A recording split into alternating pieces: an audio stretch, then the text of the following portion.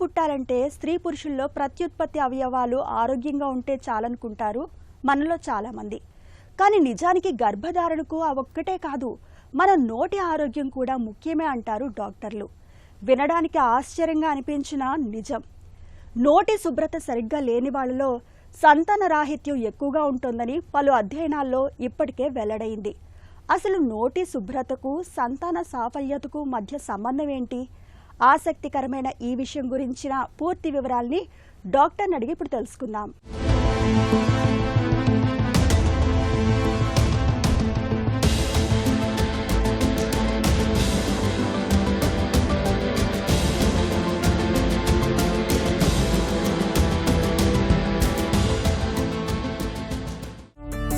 నోటి శుభ్రతకు సంతాన రాహిత్యానికి మధ్య సంబంధం ఉందా? ఒక లాస్ట్ 5 to 10 yearsలో విపరీతమైన రీసెర్చ్ జరుగుతుంది దీని మీద.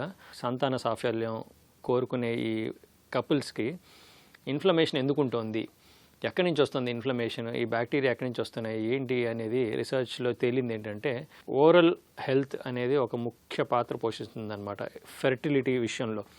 సో చాలామందికి ఈ స్త్రీలలో గర్భధారణకి ప్రాబ్లం అయ్యే చాలా సమస్యలు నోటి ద్వారా వస్తున్నాయని చెప్పి ఆల్మోస్ట్ కన్ఫర్మ్ అయిందండి. నోటి శుభ్రత సరిగ్గా లేకపోవడం అనేది మహిళల్లో సంతాన సాఫల్యతను ఎలా దెబ్బతీస్తుంది? పూర్ ఓరల్ హెల్త్ వల్ల ఏంటంటే ఈ బ్యాక్టీరియా బ్లడ్ స్ట్రీమ్లో ప్రవేశించి రకరకాల అవయవాలకు స్ప్రెడ్ అవుతాయి. అలానే ఆ స్ప్రెడ్ అయ్యే ప్రక్రియలో ఈ జననేంద్రియాలకు కూడా స్ప్రెడ్ అయ్యే అవకాశం ఉందండి. ఎప్పుడైతే ఈ బ్యాక్టీరియా ఆర్గన్స్కి స్ప్రెడ్ అవుతాయో అక్కడ ఇన్ఫ్లమేషన్ అనే ఒక ప్రక్రియను ప్రేరేపిస్తుంది అన్నమాట. సో ఈ బ్యాక్టీరియా ఇన్ఫ్లమేషన్ ఎప్పుడైతే ప్రేరేపిస్తాయో ఈ అండం యొక్క ఉత్పత్తి డిలే అవటమో, లేకపోతే పూర్ క్వాలిటీ ఎగ్ ఫామ్ అవటమో, అలాగే ఒకవేళ ఒకసారి కన్సీవ్ అయిన తర్వాత ఎగ్ స్పర్మ్ రెండు కలిసినప్పుడు ఎప్పుడైతే ఆ ఫీటస్ ఎప్పుడైతే డెవలప్ అవుతుందో ఆ డెవలప్ అయ్యే ఫీటస్ పూర్ క్వాలిటీలో డెవలప్ అవటం. చాలాసార్లు ఏంటంటే ఈ అండం వచ్చి ఫిక్స్ అవ్వకపోవడం, సరిగ్గా ఇంప్లాంట్ అవ్వకపోవడం, ఇలా రకరకాల సమస్యలు ఇన్ఫ్లమేషన్ వల్ల చూస్తున్నాం. ఈ ఇన్ఫ్లమేషన్ ప్రక్రియ ఎక్కువగా ఉండటం నోటి ఆరోగ్యం వల్ల కూడా ఉందని చెప్పి రీసెర్చ్లో తెలుస్తోందండి. నోటి శుభ్రత సరిగ్గా లేకపోవడం అనేది పురుషుల్లో సంతాన సాఫల్యతను ఎలా దెబ్బతీస్తుంది?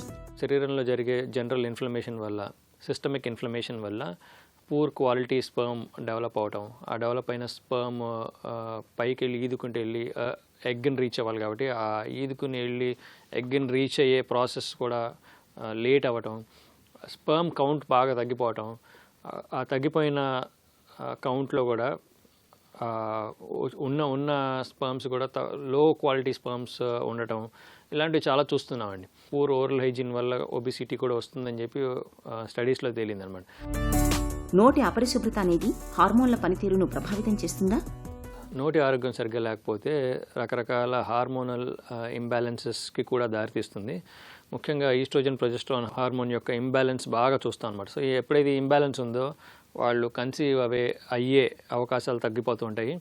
సో ఇంబ్యాలెన్స్కి హార్మోనల్ థెరపీ అంతా చేస్తుంటారు, కానీ ఈ పాయింట్ మిస్ అవుతుంటారు అనమాట.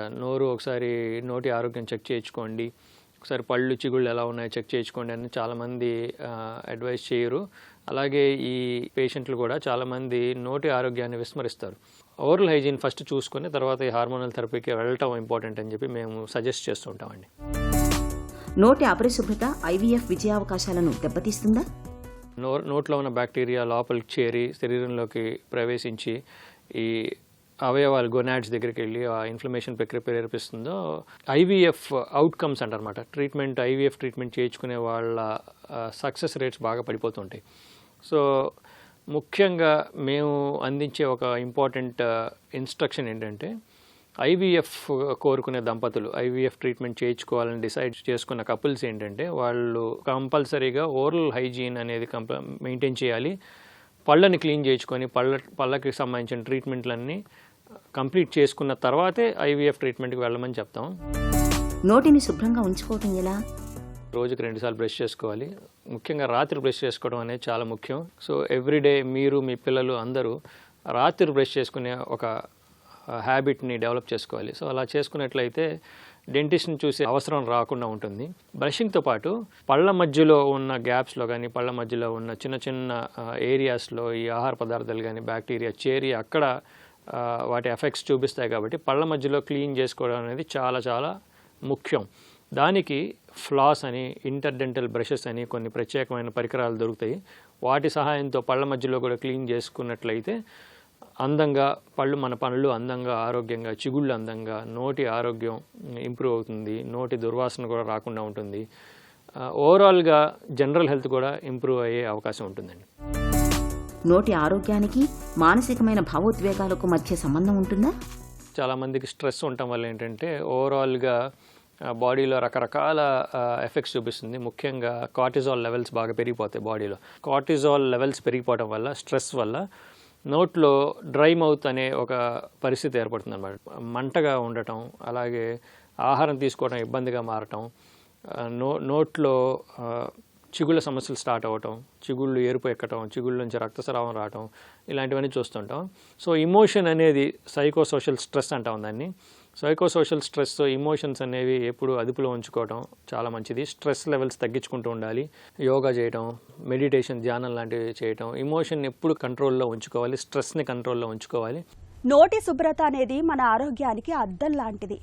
చిగుళ్ళ జబ్బులు, దంత సమస్యలు అనేవి శరీరంలో ఇన్ఫ్లమేషన్ను పెంచుతాయి, హార్మోన్ల పనితీరును ప్రభావితం చేస్తాయి, అంతిమంగా సంతానలేమిని తెచ్చిపెడతాయి.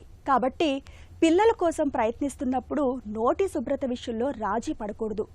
నోటి శుభ్రతను చక్కగా పాటించడం అన్ని విధాలా మేలు.